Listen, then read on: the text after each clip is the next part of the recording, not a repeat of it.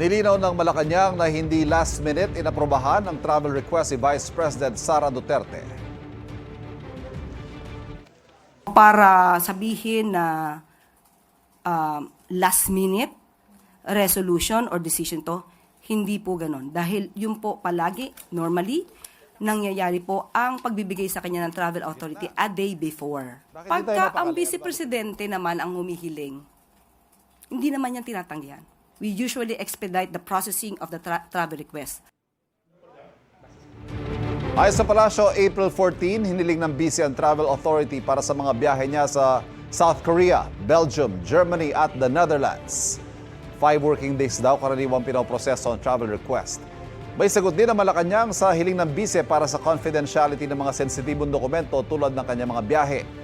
Sa Palasyo ng galing ang impormasyon tungkol sa mga bansang pupuntahan sana ng BC. May mga bagay na dapat nalalaman ng publiko dahil siya isang public servant.